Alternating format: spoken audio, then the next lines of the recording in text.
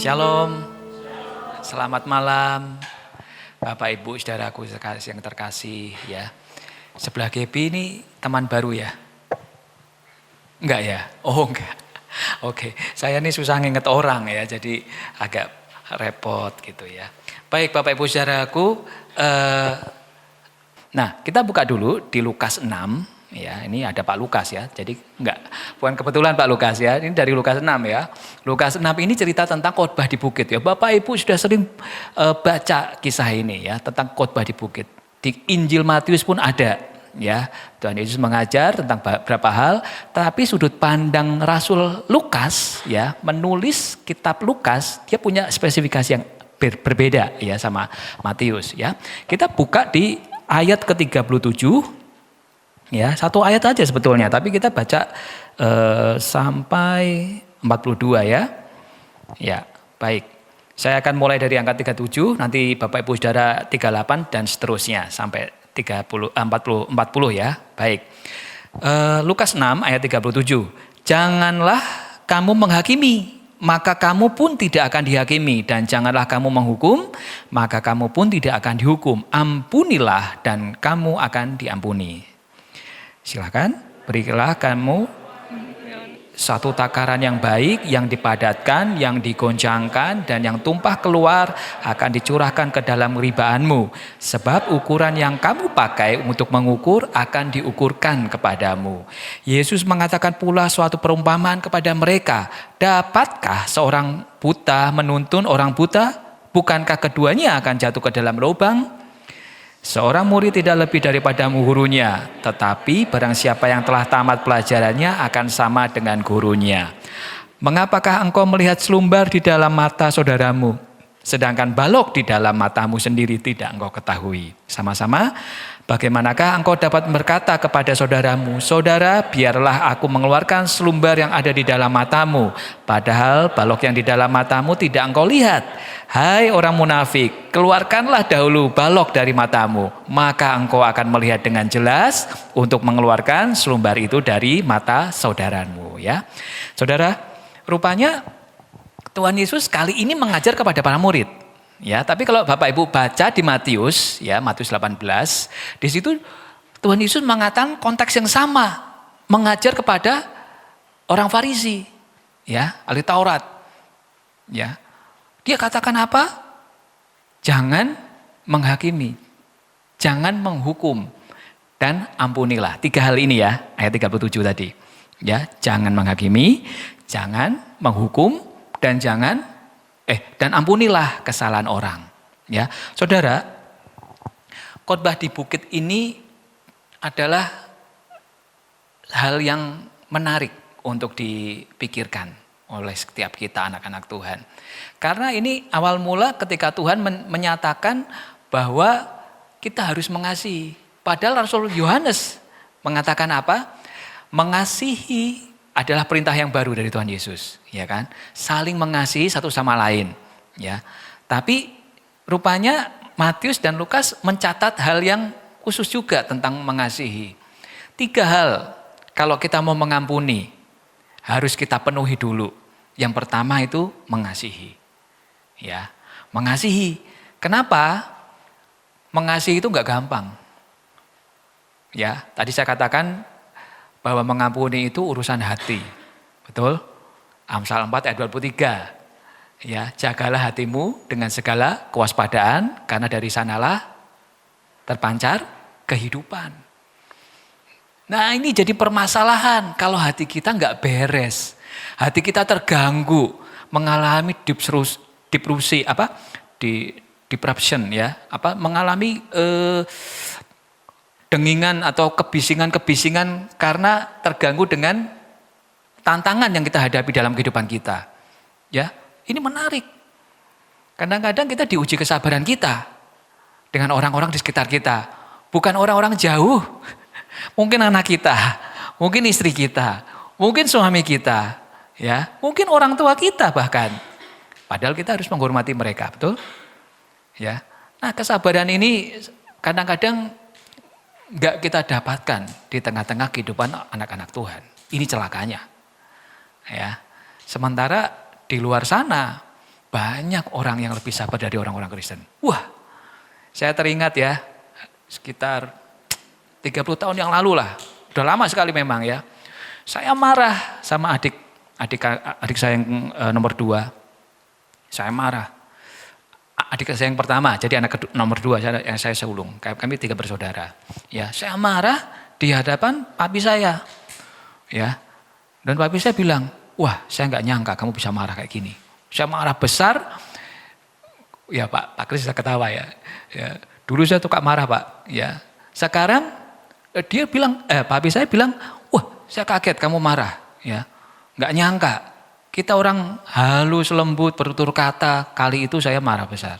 Ya, hari ini, tanya Kavin, ya Dija, ya, kalau saya mulai meninggi nadanya dan ngetes ya, muji saya ya.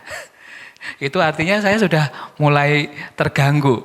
Disrupsi itu saya alami di telinga saya, di pikiran saya, di dalam hati saya. Saudara, hari-hari ini kita juga alami ya, di pekerjaan kita mungkin, di bisnis kita mungkin ya. Kita hadapi hal-hal yang di luar dugaan. Kita nggak bisa mengelak. Tapi bagaimana kembalinya hati kita? Apakah kita mampu bersabar ya? Sebulan lamanya saudara sepupu kita ya berpuasa, ibadah puasa ya, luar biasa. 1 bulan lamanya. Ya, menahan emosi, menahan lapar. Tapi apakah itu yang dikejar ya? Ada hal yang lebih esensi, ada hal yang lebih sulit untuk dikendalikan, masalah hati. Ya. Jadi bukan hanya ritual yang dikejar, tetapi yang lebih dari itu. Mengasihi ini perintah yang utama. Bahkan Rasul Paulus katakan apa? Di antara kasih, iman dan pengharapan yang terbesar adalah kasih. Saudara, bersabar itu bukan hal mudah. Ya. Bersabar itu yang kedua, mengasihi yang pertama harus bersabar, yang kedua itu harus siap menderita. Oh ya, makan hati. Oh iya. Waduh, ya. Kadang-kadang kita nggak bisa habis pikir ya. Ya. Makanya kemarin Sabtu kemarin 2 minggu yang lalu ya, ketika akhirnya temanya tetap sama tentang surat Paulus kepada muridnya Timotius. Kita bicara hal yang panjang lebar ya Gebi ya, di Yud. Bahwa doa seorang pria dan seorang wanita itu dibatasi oleh apa? Sikap, perilaku, dan perbuatan kita sehari-hari. Jadi bukan hanya doa yang selalu kita panjatkan tiap pagi, siang, sore, dan malam sebelum makan mungkin.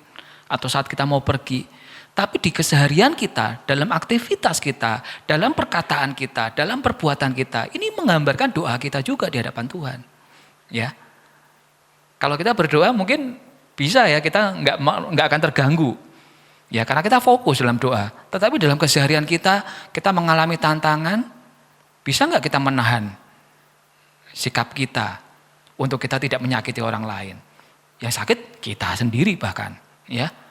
Ya, soal mengasihi ini harus dipikirkan adalah soal siap menderita. Ya, bahkan Rasul Paulus di bagian yang terakhir 2 Timotius yang keempat, pasal yang keempat, dia katakan darahku mulai tercurah. Ya, jadi memang Rasul Paulus walaupun punya kewarganegaraan orang Romawi ya saat itu, tapi dia mengalami hukuman. Berapa kali di penjara? Ya, dia tulis surat-surat apostoliknya, penggembalaannya kepada jemaat-jemaat di Efesus, di Kolose, di Filipi. Ya, itu lewat penjara. Nah, saudara, kita harus siap menderita. Bahkan yang ketiga, mengasihi itu soal berakal budi. Kenapa saya katakan seperti itu? Ya, Amsal sendiri mengajar. Ya, ini Salomo menulis di Amsal 19. Ya, orang yang berakal budi itu bisa mengendalikan diri dan dia bisa mengampuni. Wow. Bayangkan. Allah yang berinkarnasi menjadi manusia. Ya, 100% manusia, 100% Allah. Ya, hakikatnya tetap Allah walaupun dalam daging, dalam kemanusiaannya. Ya. Tapi Allah sendiri yang punya hikmat, dia sumber hikmat dan dia hikmat itu sendiri. ya, mengalami tantangan, mengalami ketidakenakan. Tapi luar biasa pernyataannya, ya, di Lukas 23 ayat 34. Ya Bapa, ampunilah mereka. Mereka nggak tahu yang mereka perbuat. Ya. Tapi kita temui juga orang yang berakal budi, ya, secara intelektual tinggi, orang sekolahan, ya. Tapi kadang-kadang nggak bisa mengendalikan hati. Ya, Kevin ketawa tuh di pojok. Ya. Nggak jaminan. Ya. Orang pintar, orang intelektual, kalau dia nggak bisa menjaga hatinya, dia mungkin bisa mengalami hal yang sama. Dia nggak bisa mengendalikan dirinya. Ya, saudara. Artinya ada satu hal yang harus kita pikirin.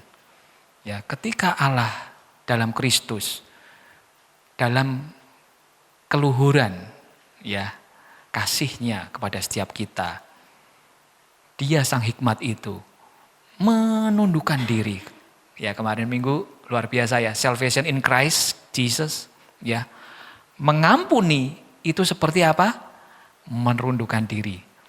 Ya. Saudara, ada penundukan diri yang luar biasa.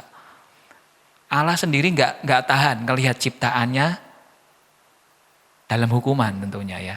Dan Dia ingin kita semua diselamatkan. Saudara, yang kedua, ya, kalau kita baca di Matius 5 ayat 44, bisa tolong ditampilkan? Ya. Matius 5 ayat 44. Ya, aku berkata kepadamu, kasihilah musuhmu dan berdoalah bagi mereka yang menganiaya. Ya, aku berkata kepadamu, kasihilah musuhmu. Wah, berat sekali sepertinya kita harus melakukan hal ini. Mengasihi musuh kita dan memberkati. Ya, berdoa bagi mereka.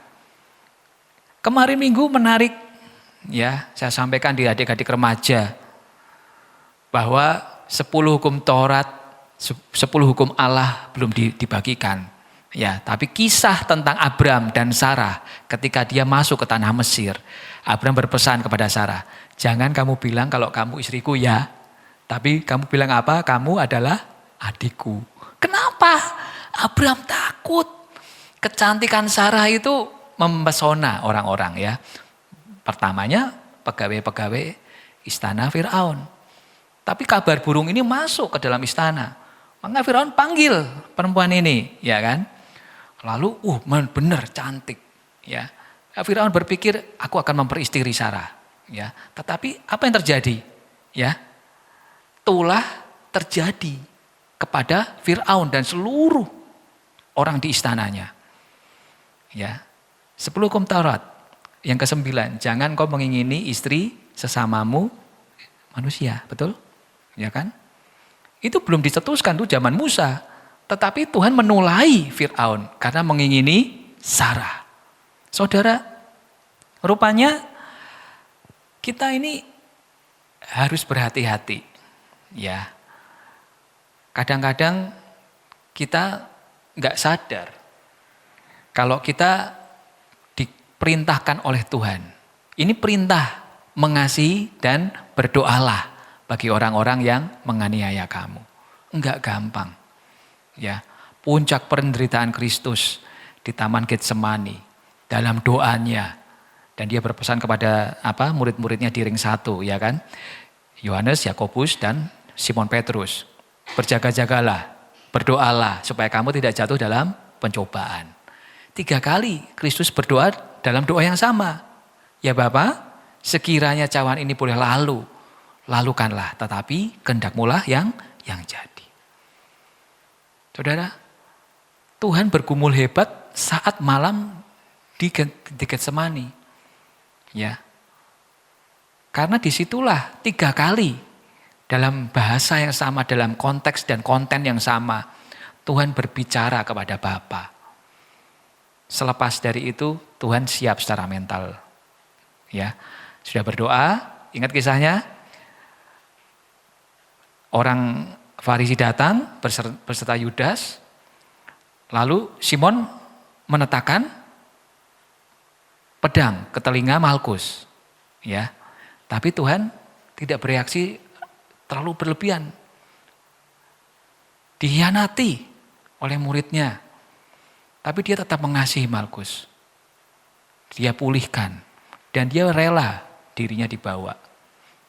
Ya, Tuhan menggenapi apa yang dia janjikan. Yang dia nubuatkan. Bahwa aku akan ditangkap, aku akan dianiaya, dan bahkan aku akan mati bagi engkau. Ya, untuk kita semua. Saudara, bagian yang kedua, ya, soal mengampuni itu kita harus bisa yang pertama forgive. Ya, tadi judulnya forgive ya. Forgive itu mengampuni, dan yang kedua forget, melupakan. Ya, pastor sudah menyampaikan yang tahun kemarin atau 2 tahun yang lalu ya tentang mengampuni. Jadi mengampuni ya dari akar bahasa apolio. Apolio ini menceraikan, memutuskan, melepaskan, membebaskan diri kita. Meninggalkan dari hal yang tidak kita ingini. Ya. Artinya apa? Bisa enggak kita diperhadapkan dari sesuatu yang sepertinya mengikat kita. Tapi lepaskanlah itu. Putuskanlah itu. Kalau enggak itu akan mempengaruhi kita secara spiritual dan jasmani kita. Ya. Enggak bisa mengampuni, enggak bisa memaafkan, bisa menimbulkan sakit, betul? Iya. Ion-ion negatif dalam tubuh itu aktif dan menimbulkan hal-hal yang enggak baik. Memang enggak gampang ya. Saya dapat kesaksian ya, jemaatnya Pak Pendeta Agus.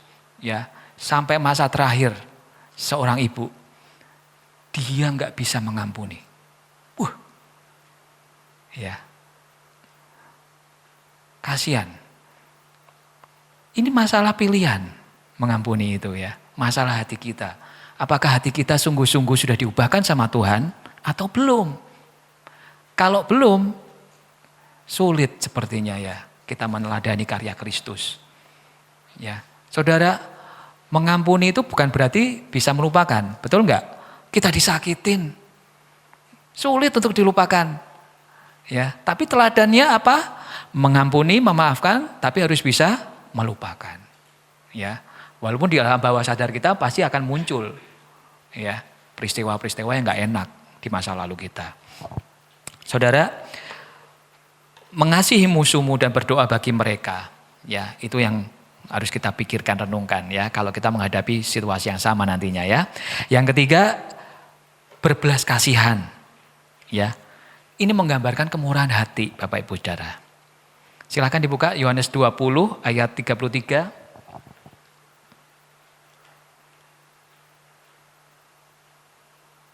Yohanes 20 ayat 23 ya. Nah, oke, kita baca sama-sama Bapak Ibu Saudara. 2, 3. Jikalau kamu mengampuni dosa orang, dosanya diampuni. Dan jikalau kamu menyatakan dosa orang tetap ada, dosanya tetap ada. Saudara, hati-hati. Kalau kita nggak bisa mengampuni orang, dosanya akan tetap ada di orang itu. Artinya apa? Kita ini nggak berhak menghakimi. Betul? Kalau kita nggak bisa mengampuni, berarti kita sudah menghakimi orang tersebut. Kita sudah menjatuhkan hukuman bagi orang itu. Kasihan loh. Ya, dosanya tetap ada. Ya. Nah, lalu apa? Ya. Yakobus juga menulis ya hal yang sama, senada dengan itu. Ya. Coba kita buka di Yakobus 2 ayat 13. Yakobus 2 ayat 13 ya. 2, 3 kita baca sama-sama. Sebab penghakiman yang tak berbelas kasihan akan berlaku atas orang yang tidak berbelas kasihan. Tetapi belas kasihan akan menang atas penghakiman. Ya. Seperti itu. Coba kita pikirkan. Kalau kita nggak punya belas kasihan, sama, kita pun akan mengalami yang sama. Tidak ada pengampunan bagi orang yang tidak berbelas kasihan. Ada suatu hukum yang mengikat di sana. Ya, kalau kita nggak bisa mengampuni, kita pun tidak akan diampuni. Kalau kita nggak bisa berbelas kasihan, Tuhan pun akan melakukan hal yang sama. Ya, saudara, kita tuh harus berpikir bahwa Tuhan itu sudah sangat adil sekali. Kita ini bisa dibilang bukan orang-orang yang prospek, nggak punya masa depan dalam keberdosaan kita ya, tapi di sini sudah mengalami hidup yang baru, mengalami perubahan-perubahan yang Tuhan kerjakan lewat Roh Kudus dalam kehidupan kita. Nah, yang menjadi pengingat bagi kita semua, ya, bisa nggak kita, ya, mengampuni dan melupakan dan berbelas kasihan tanpa kita menghakimi, tanpa kita menjudge, ya, menaruh suatu punishment kepada orang-orang yang sekiranya membuat kita nggak nyaman. Walaupun sebetulnya kita dalam posisi yang benar, ya, sepertinya seperti Tuhan Yesus, ampunilah mereka, mereka tidak tahu apa yang mereka perbuat, ya. Tapi Tuhan melepaskan pengampunan bagi setiap kita. Nah, bagaimana juga dengan kita, ya? Tantangannya, kalau orang berbuat jahat kepada kita, ya, apakah kita harus menghakimi mereka? Apa kita harus membalas bahkan, ya, sederhananya membalas saja dah, ya. Roma 12 ayat 19.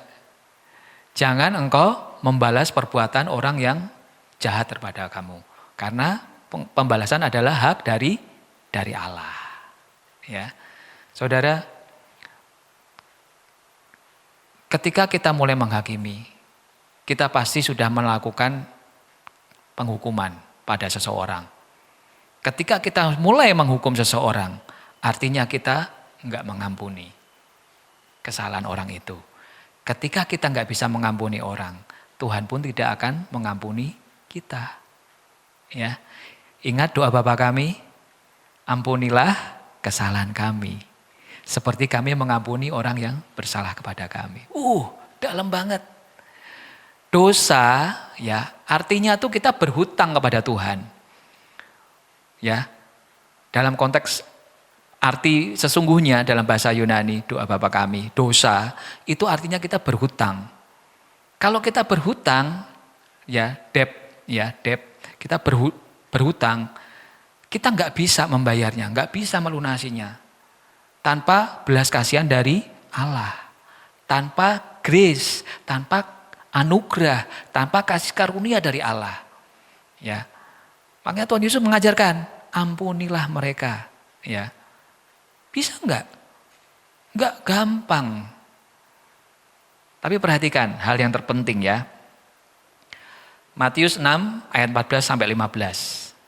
Ini semakin melengkapi, ya. Bagaimana kita harus mensikapi nats dari mengampuni, ya.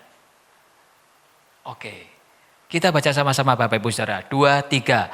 Karena jika kamu mengampuni kesalahan orang, Bapamu yang di sorga akan mengampuni kamu juga. 15. Tetapi jika kamu tidak mengampuni orang, Bapamu juga tidak akan mengampuni kesalahanmu.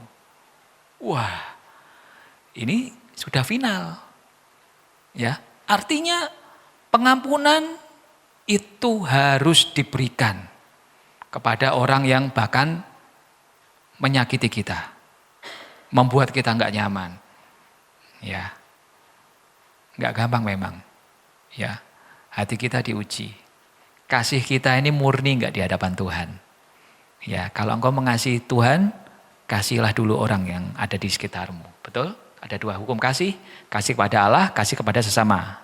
Ya, tapi buat saya, sering saya katakan ke teman-teman youth, teman-teman teens, kalau kita nggak bisa mengasihi orang-orang di sekitar kita yang kelihatan mata, bagaimana kita sungguh-sungguh bisa mengasihi Tuhan yang nggak kelihatan, betul? Ya, wujud nyatakan kasihmu kepada orang-orang yang ada di sekitarmu. Ya, itu dulu. Kadang-kadang nggak gampang. Ya, tadi sore kami sempat bicara hampir 20 menit, pastor telepon, banyak hal kami sharing, dan kami setuju untuk kami lebih fokus kepada pelayanan komunal, komunitas. Ya, jadi Bapak Ibu Saudara di Gereja Pusat Alfa Omega Gajah Mada, senior pastor Pendeta Timotius Subekti jarang ada di tengah-tengah umat, ya. Dan rupanya ini menjadi kegamangan, ya. Bagaimana ini? Kok pengembalaan model seperti ini, ya? Lalu pastor katakan, kami pun kalau kamu mau tahu di Ngeser pun demikian. Tapi bukan hal yang esensi katanya. Karena apa? Kita pemimpin-pemimpin ya yang datang doa malam kebanyakan pemimpin-pemimpin ya. Para diakon, para pelayan-pelayan, ya penatua, ya. Gembala di kelompok yang dilayani, ya. Kalau di rumah Pak Lukas sebagai kepala keluarga, saya kepala keluarga, Om Aya kepala keluarga ya.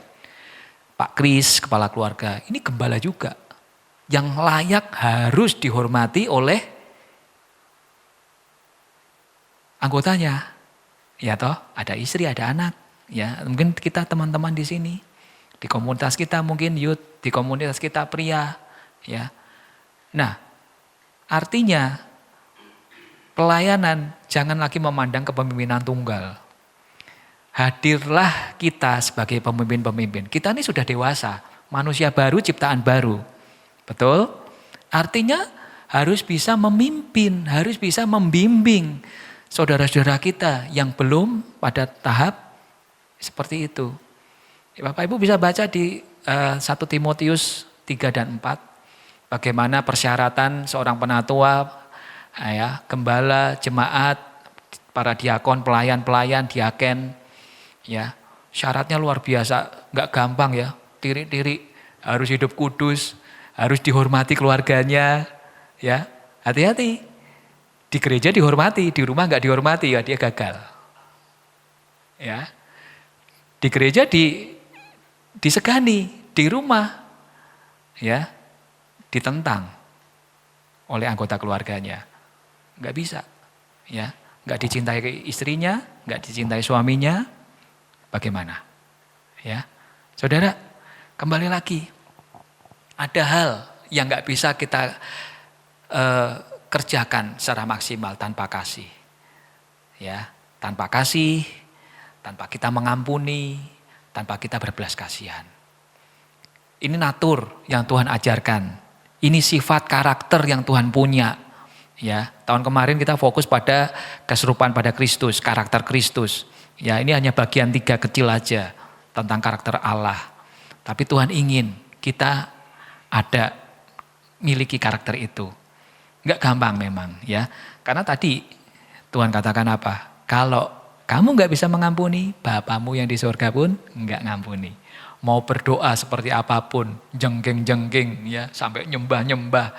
Kalau masih ada perasaan pahitmu, tadi dikatakan sama Natali, kita menyembah berdoa tapi kita masih menyimpan kepahitan dalam hati kita terhadap saudara kita, niscaya doa kita tidak akan Tuhan jawab. Cukup didengar iya, tapi nggak akan dijawab, ya, nggak akan jadi berkat. Saudara,